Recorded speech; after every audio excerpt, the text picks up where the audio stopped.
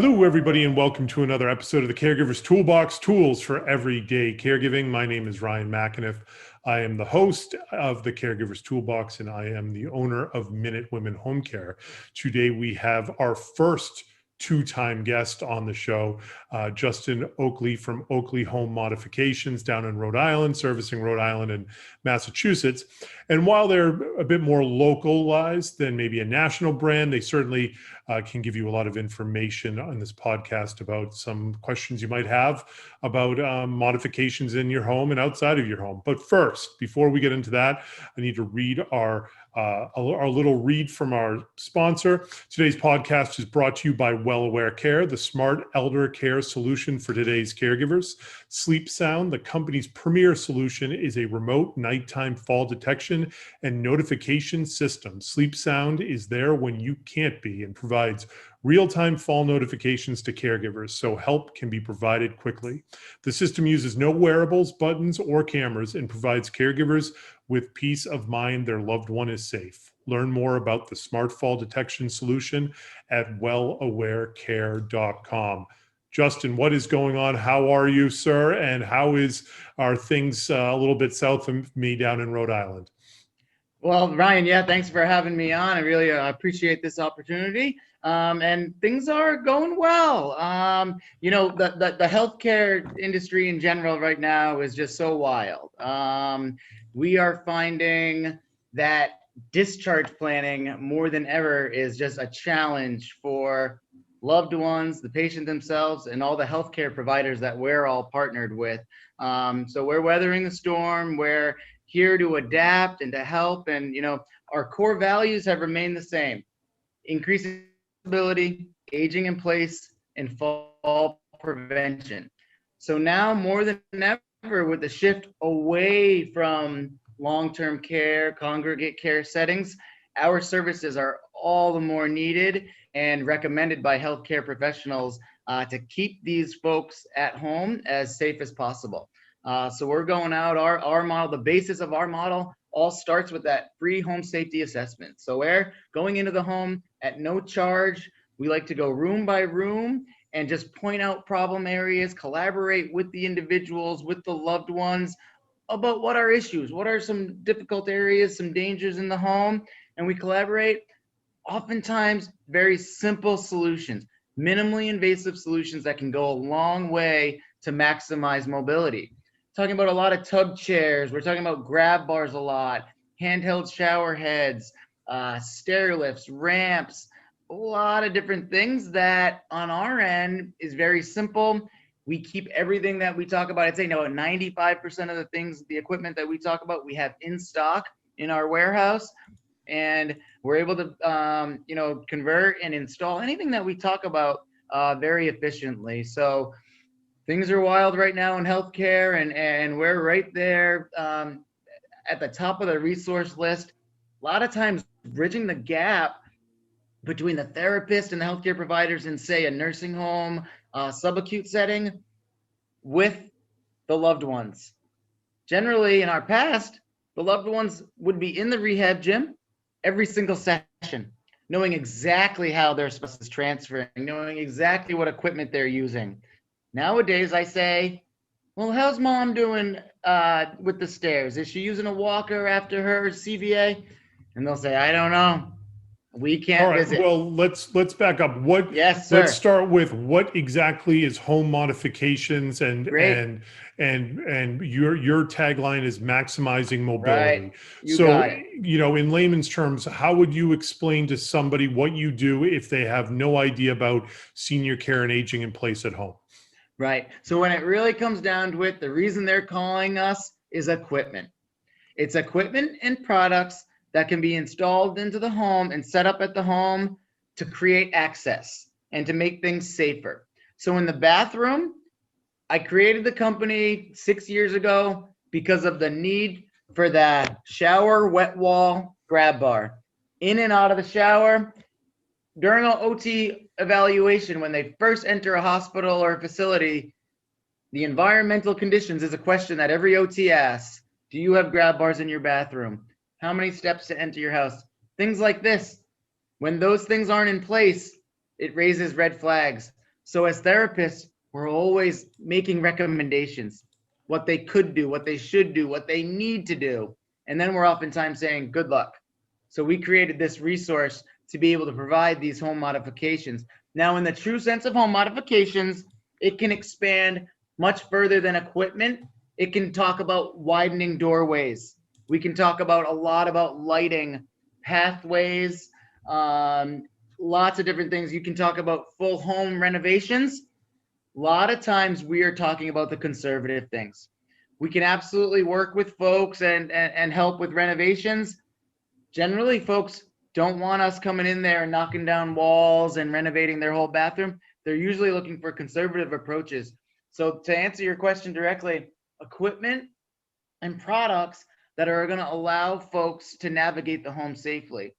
Stairs are an issue oftentimes. Entrance stairs, we're looking at modular ramp systems or stair lifts to create barrier-free entrance, whether we're in a wheelchair throughout the day or we're able to walk, and maybe we're in silver sneakers and doing chair aerobics and we can walk 5 miles a day, but we're not climbing stairs. So we're able to keep the folks in their homes with simple equipment. So that's why we like to say full service home modification. It starts with the assessment, the looking at the situation, collaborating. I'm never going to walk into a home and say, you need this or you can't live here. I'm going to say, we offer this product that could fit here structurally and would fit your functional need based on how I'm observing you get around and what equipment you've reported that you use and how you present on not so good days when this may be a good day. When we created the company, we realized there needed to be two ends of it. There's a construction and equipment and an installation aspect, but there's also the healthcare and the functional aspect. So myself as the occupational therapist, we say that I'm the expert of the human body and how it interacts with its environment. Now my partner, Michael Vieira, he's the expert of the environment and how we can structurally make changes in the most minimally invasive way. So like what you said, my tagline was, in order to maximize mobility. So we may have an OT recommend, oh, you need a grab bar here. And then our technicians, or me being trained in that realm now over the years, can say, well, we'd love to have one here, but there's a vent pipe here. So we're going to migrate it over 1 inch, and then it's still going to be very accessible, but also structurally, we're not going to be breaking pipes. So well, plus having those things in somebody's home, I'm sure there's always some pushback just because it's change. People don't like change. Or if you have a ramp outside of your house, it obviously tells the neighbors that mobility is becoming an issue. Yes. But in the end of the day, you know, my services cost a heck of a lot more than your services do. And a hospital bill costs a heck of a lot more than any of our services do.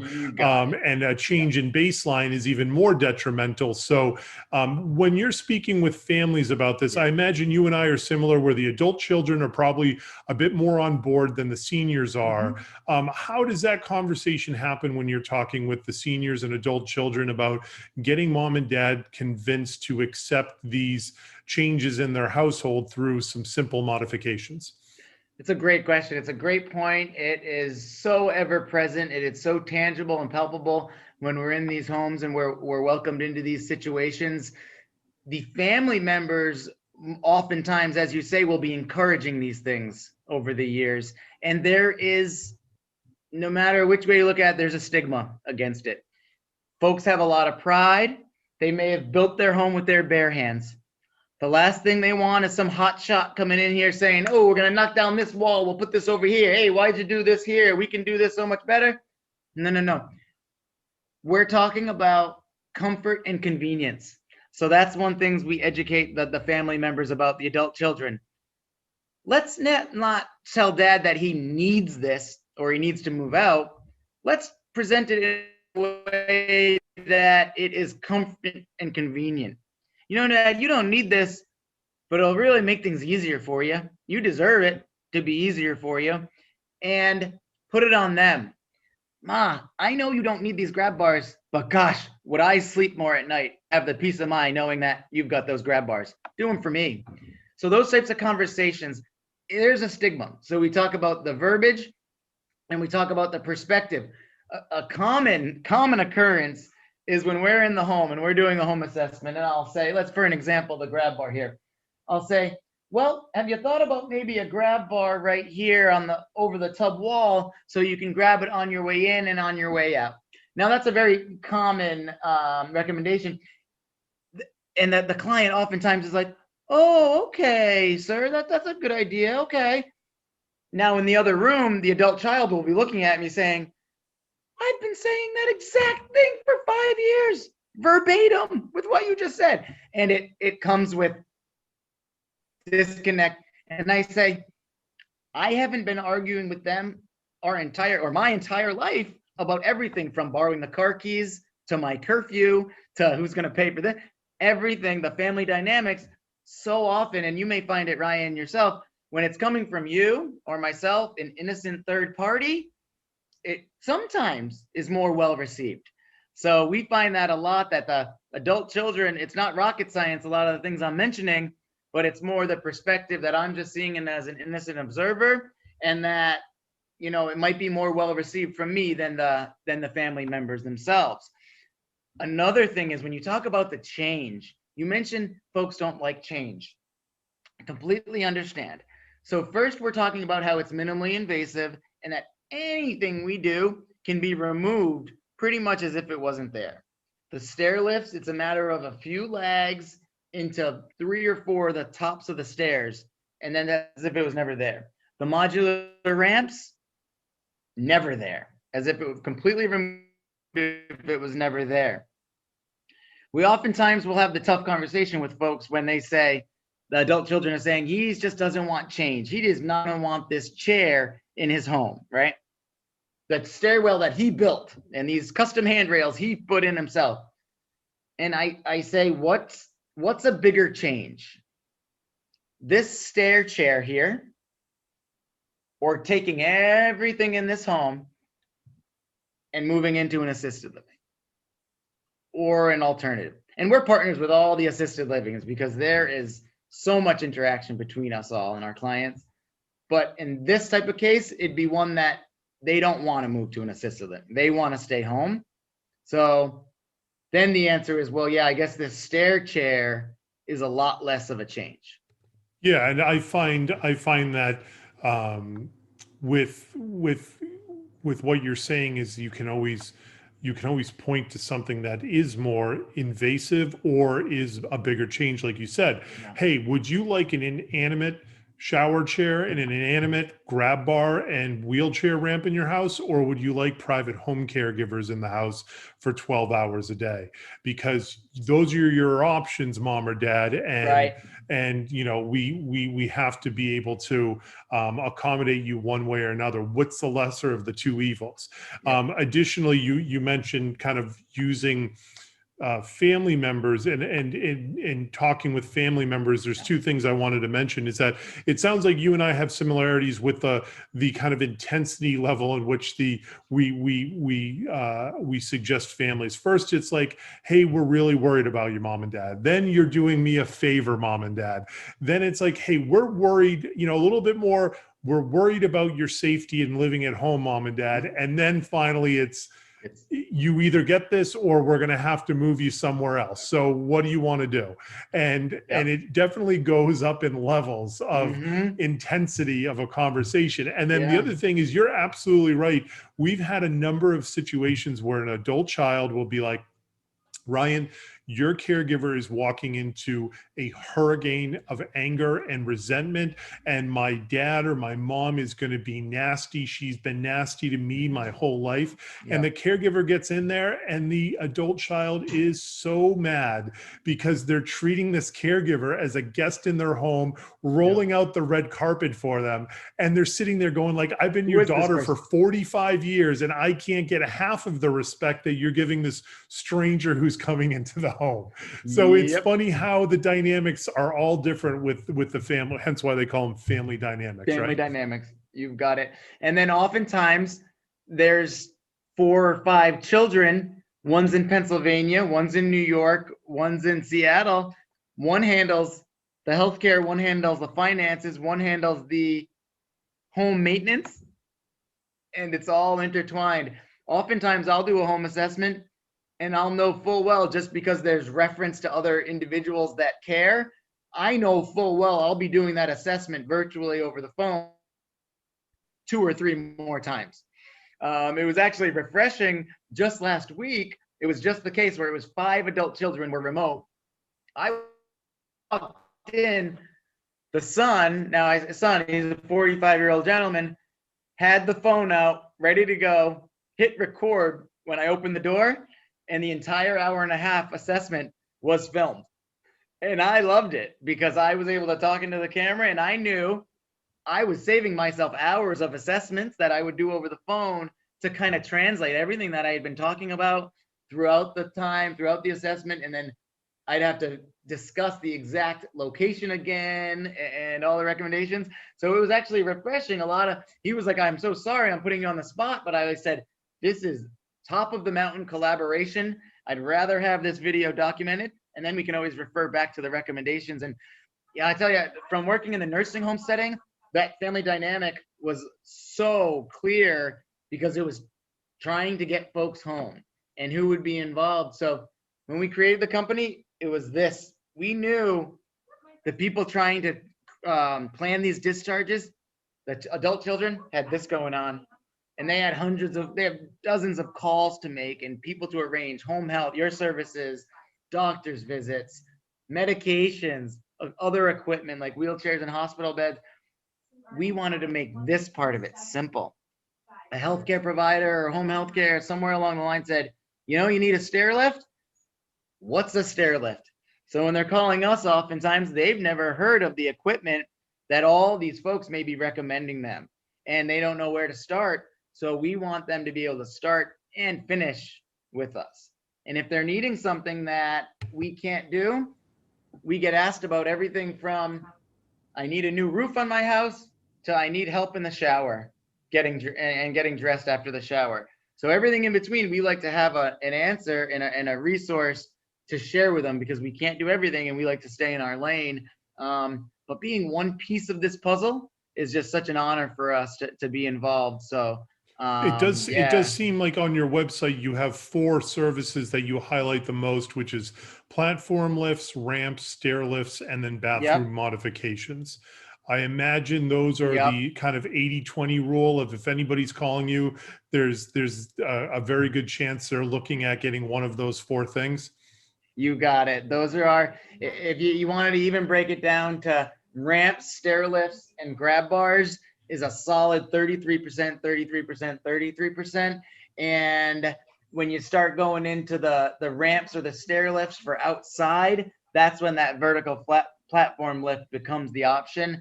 But yeah, it's access, and then it's stairs inside, and then bathrooms are the 3 main pillars.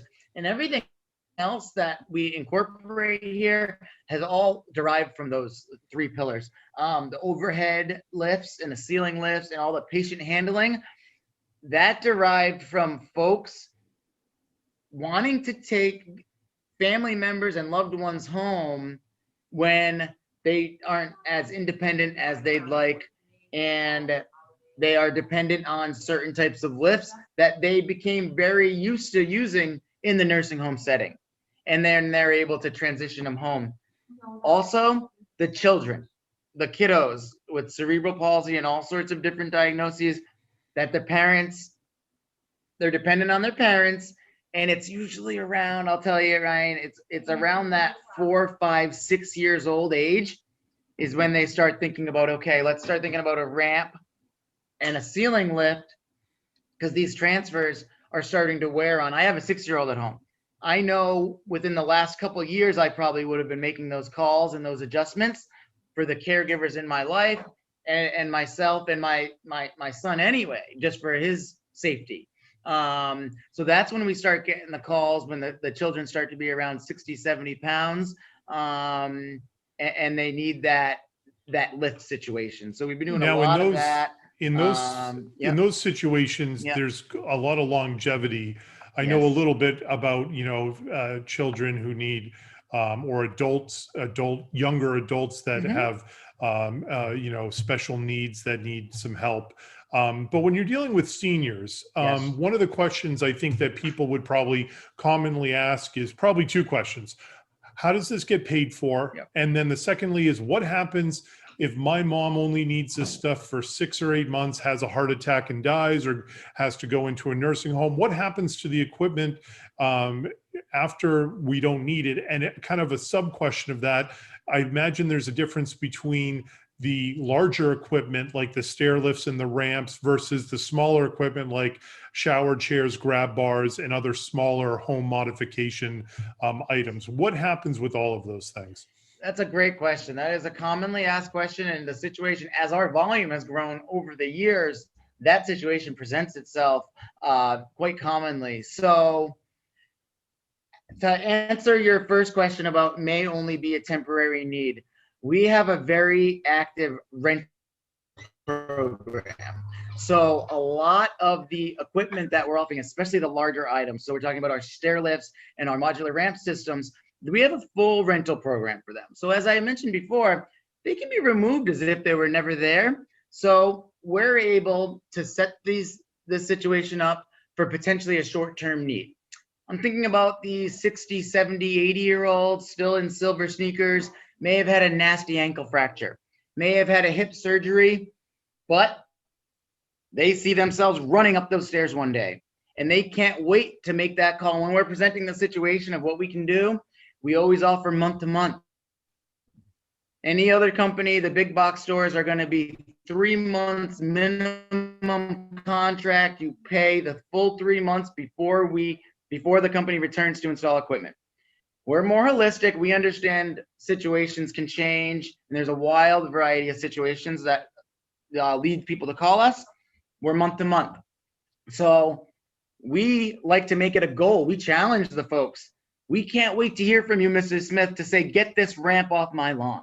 That's a goal, to say, we're done with this ramp. And then potentially, sometimes we put up railings and handrails afterwards to replace them so they still have something to hold on to. The stair lift, same thing. We say, work with your physical therapist up and down the stairs. Do them in a stable environment. When you're no longer in need of the stair lift, we can remove it and we can stop the billing right there. So that's nice peace of mind. That being said, rent to own. Anything that we have a rental program, they can absolutely, some folks say as far as the stair lift, God, I'm walking up the stairs now, but it folds up out of nowhere. That's peace of mind. I'm going to put the groceries on it, and maybe on a rainy day when I stub my toe, I'll be able to take the ride up. Same thing with the ramp, especially if there's another entrance. So a little further, the grab bars and handrails, we don't have a rental program for them. We like to say grab bars are like diamonds. Grab bars are forever. I cannot imagine anyone walking into any bathroom and saying, oh, I can't use this bathroom because the grab bar is here. I got grab bars in my house because I thought it'd be hypocritical not to have them. I use them because they're there. It's my muscle memory now. I grab onto it on my way in, on my way out. Do I need it? No. Is it more comfortable for me? Yes. So grab bars, we do not do a rental program for the grab bars. Anytime an individual were to move on to another, that's how we put it. When the individual moves on to their next destination, so their alternative living, say, a lot of times it's assisted livings, a lot of times it's a nursing home, long-term care. So when they move on to that, the grab bars, anyone using the bathroom, probably going to benefit from the grab bars. Now, as far as if it was a purchase of a ramp or a stair lift, and then now the need is no longer, also occurs. So we are fully transparent during the time of the initial home assessment. Because of the labor factor, it's minimal buyback. However, we do offer 10% for any ramp system that we put back. We do also, we're fully transparent. It may behoove them, if they're looking for the most monetary return, and we can educate them how to do this, posting it on an online network such as a Facebook Marketplace or a Craigslist. They may have to wait, and it may be more difficult. It will definitely be more difficult logistics wise, but they may get a more monetary value from an end user that has a loved one that may be looking online, may have had an assessment from us, and we may have said, you can also go online and see if you can find a system that's out there. So you may get about 50% of the retail value from online.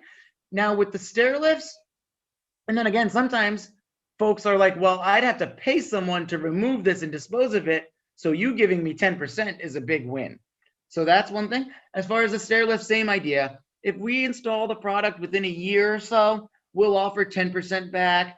Now, that's versus any other company that would charge $350 to remove it and dispose of it and recycle it properly.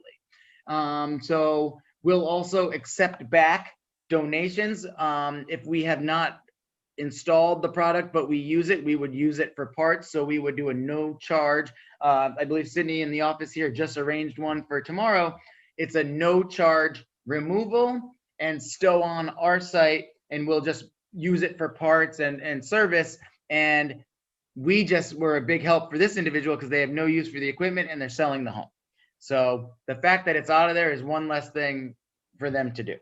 Grab bars and things like that. Again, we're not looking at the resale really for those things. Yeah, I imagine when somebody's moved on, whether they've passed away or they've gone into an assisted living or nursing home, generally everybody's biggest asset is the house. And especially with older adults, I mean, seniors, they probably bought the house for 40 or 50 grand. It's probably worth $500,000 now or whatever crazy amount of money it is. Yes. And that's with all the equity that they have that's going to be paying for nursing homes or assisted livings or whatever it might be. So I would imagine a lot of people are if they, they can see the forest through the trees and saying, hey, listen, getting $1,000 for a ramp or whatever they go for on Craigslist or Facebook versus just donating it back to you for parts allows them to move on from the house and be able to pull out the assets from the house faster. Well, that probably makes more sense for probably the bulk of people is my guess.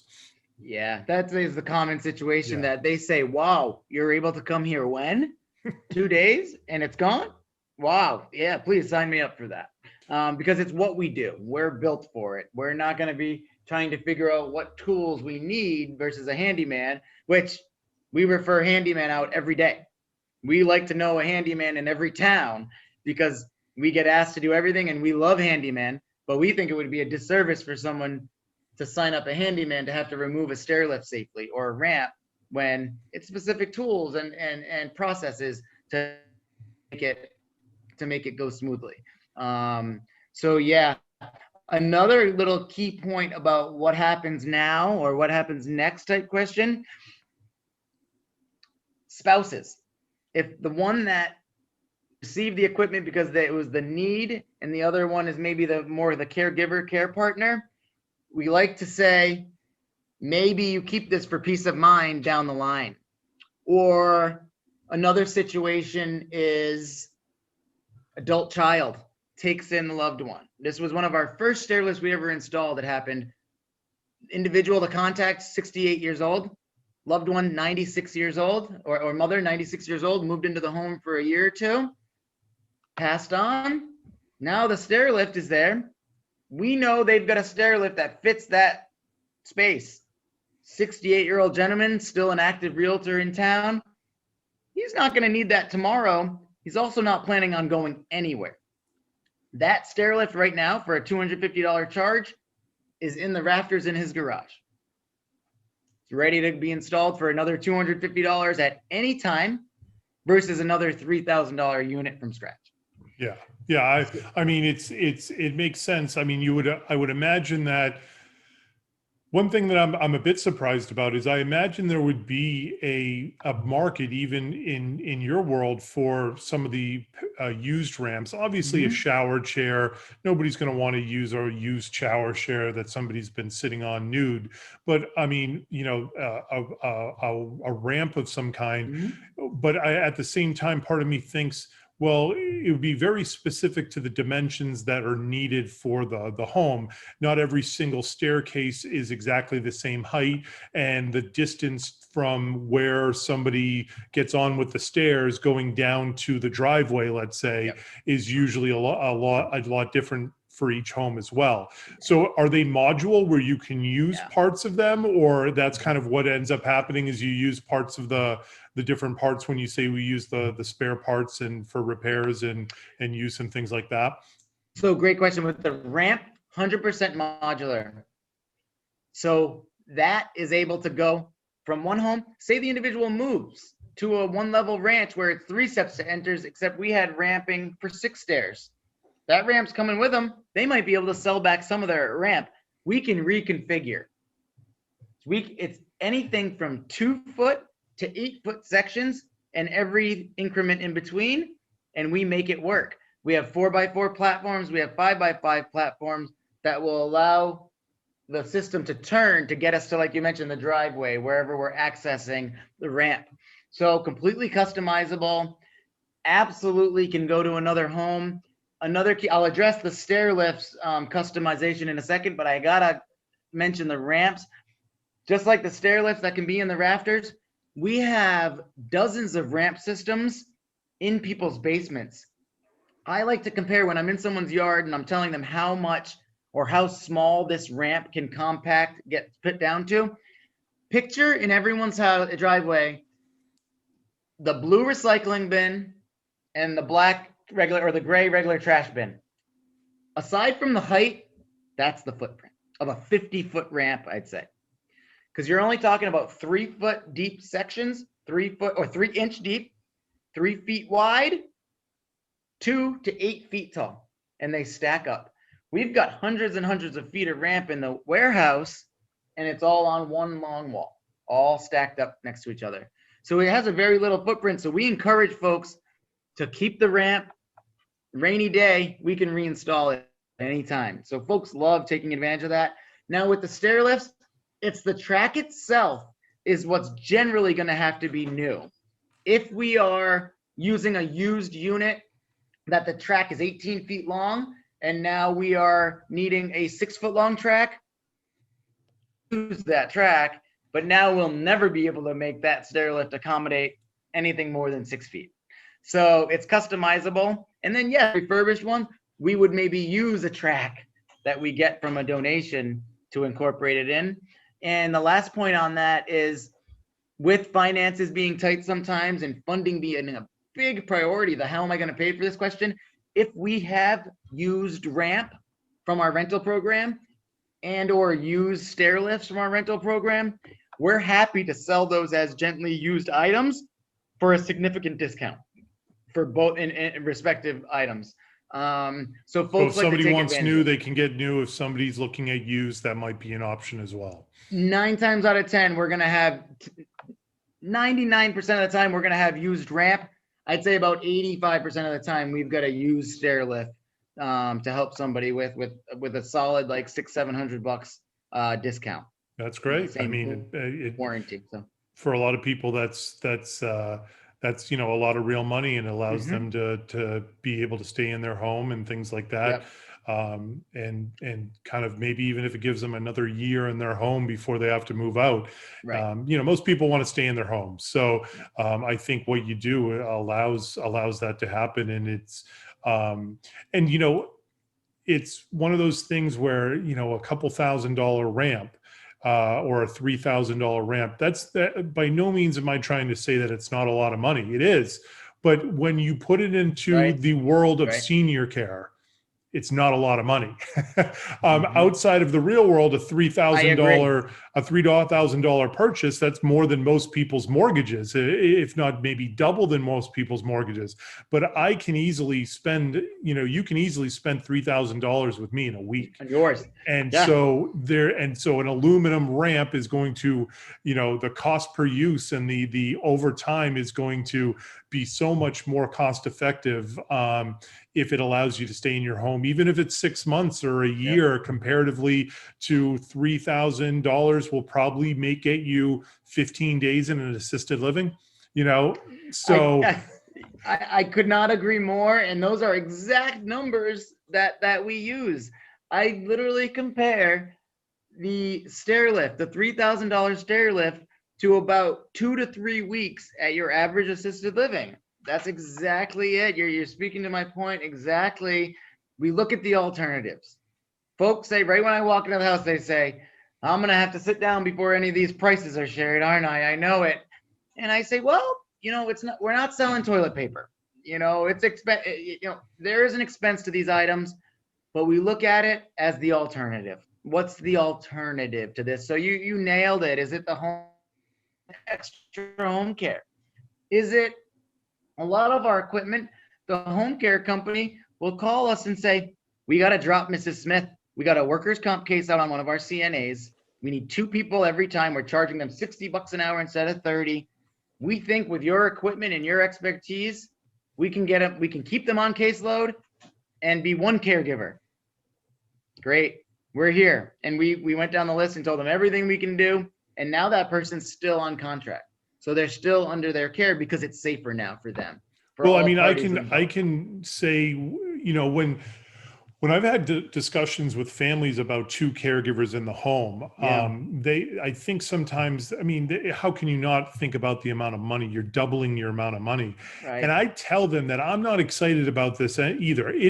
Yes, there's going to be an influx of money coming in and revenue into my business, but usually finding somebody that can have ongoing services 24 hours a day or 12 hours a day, every day, 7 days a week is few and far between. Yes. To find somebody that can afford 2 caregivers at the same time, 24 hours a day, is even fewer and far between. And I tell people, I know that this likely means we are much closer to the end of doing business than we were before we had 2 caregivers in the home. And if you're able to come in there and provide it so that for overall, again, alternative, lower cost than the other options are out there, and then somebody can stay in their home, have 1 caregiver. I keep my case. The family still has peace of mind that mom's safe at home. Mom's safe at home, and then you're obviously doing business with that family and providing a valuable service. That sounds like a quadruple win-win to me. Totally. Because I know that a 2 caregiver case is not going to last very long, because you're going to start seeing the credit card bills or the checks being written out, and you're going to be like, this is unsustainable. Yep. And they have to think of an alternative then. Yes. Exactly. Yeah. So we like to look at it as, okay, what are the most difficult transfers? Where was the CNA injured? Oftentimes it's the bed, out of bed into the wheelchair. Okay. So we have here floor to ceiling pole. We put that right next to the bed. That's the second caregiver now. The first caregiver is saying, okay, helping you up a little bit, reach towards that pole, grab that pole and pull while I help you up. Now that 1 caregiver is offering maybe 10, 15 pounds of work versus the however many. So same thing in the bathroom. Hold on to the grab bar, Mrs. Smith, while you bring your leg, versus both people holding on to them as it. So that going from 2 to 1 caregiver is a big part of why we get called into a lot of situations, because that's twice as much money that they're paying. It's a lot. And then we also talk about, you mentioned the hospital stays. Medicare pays out on average when someone falls and walks into an emergency room. The average payout that Medicare pays out the system is $35,000. So none of our equipment is $35,000. We do elevate. We have an elevator, a stilts elevator that can absolutely be done for less than that. And that's an elevator from 1 floor of your home to the other. But the only issue with that is that Medicare is paying. That's not an out-of-pocket cost. So Medicare, big time. So Medicare, if we can get Medicare to understand, like most states, or at least the states that we're in, have figured out that if we can get this equipment in folks' hands before something happens, we can prevent some serious bills that pile up. So I'll speak to that a bit about the insurance and the Medicaid population. In Rhode Island, we're providers for neighborhood health plan, United Community Plan, and then a state Medicaid fee-for-service program. Stair lifts, ramps, and the vertical platform lifts are all covered for those members. Now, in Massachusetts, we are at the finish line of being credentials. We're really excited about it. It's really going to open a lot of doors for the underserved population that are just, quite frankly, can't afford our equipment without funding. The Massachusetts Rehabilitation Commission, we're at the finish line for being MRC credentialed, and from our knowledge, what they've told us is they're equally excited about us becoming credentialed as we are being involved with them, because they don't have anyone to do our work. They don't have anyone to bill and to go through the hoops to be credentialed and to be providers, to service these folks, to do stair lifts, to do ramps, to do grab bars. So we're over the moon excited to be able to serve this population. And in Rhode Island, we've found it so successful to be able to provide this equipment at no cost to the end user because of their insurance benefit. Whereas I know for a fact the 3 insurances that we go through in Rhode Island, there's not another single provider that will go through the billing, the prior authorization, and the claims procedure to do it. So you can be reimbursed by private health insurance. It's not even reimbursed. It's paid directly. No reimbursement. It's just straight. Well, it's reimbursement on our end, but just to be clear, the clients pay zero. The members pay zero.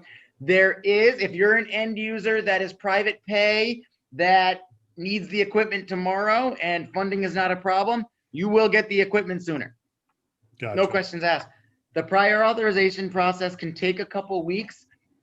We get the doctor's prescription. We do our home assessment. We need a third-party occupational therapist to go in and do a needs assessment, or a physical therapist saying, yes, this person presents functionally in a way that needs this equipment, and they're not just trying to sell this to make a sale. Because remember, and I'm an OT, I'm ethical, I'm moral, but at the bottom line, I'm only selling construction equipment services. I don't bill a penny for my OT services. That's built into our model. So we need a third-party OT to sign off saying, oh yeah, that's a legitimate need for this person. So that's the authorization process. They have a couple weeks to give us approval, but after that, everything's in stock. We're able to put the equipment in. We're really excited to learn about the MRC, to get involved with that. We think there's a lot of good we can do. We've also reached out to just about every single one of the commissions on disabilities in each of your municipalities in Massachusetts. So over the holidays, they've been a little difficult to reach, but we've gotten in contact with a lot, and we have a lot of funding programs that are kind of under the radar, that are specific to each town and region, that we're happy to educate folks with. We always have our ear to the ground to find out who's going to pay for this. Perfect. Also, disability organizations. Any diagnosis that we find an individual has, we want to find out if there's a support group or any type of funding for home modifications for those individuals. If not, you better bet there's going to be some benefit of them being involved in that organization. So we find out what they can provide. Sometimes it's reimbursement for your services. So at that point, I don't know about that. well, like the Parkinson's, the Parkinson's program in Rhode Island, at least, had some coverage. They always had coverage for your type of thing versus home mods, and they finally did it for home mods. It's a $300 small grant, but it was home health was always on the top of the radar. But funding is a big thing for us, so we're forever asking questions. At the end of the day, if the money's going to get spent, it's one of those things where, I always forget a penny short, a pound foolish, or whatever the saying is, that, if you're going to have to spend the money, you might as well spend it up front and spend less money up front than have a catastrophe and be billing Medicare or Medicaid at triple the amount of money that it would have been to install a ramp.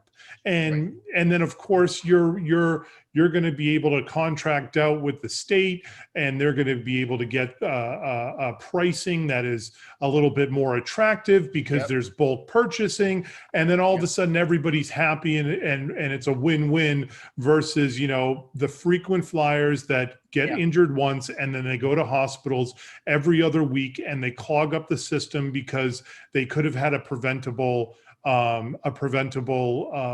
injury that wouldn't have caused them to have a complete change in their baseline. And the problem is that there's no way that you're going to be, and it's the same issue I deal with.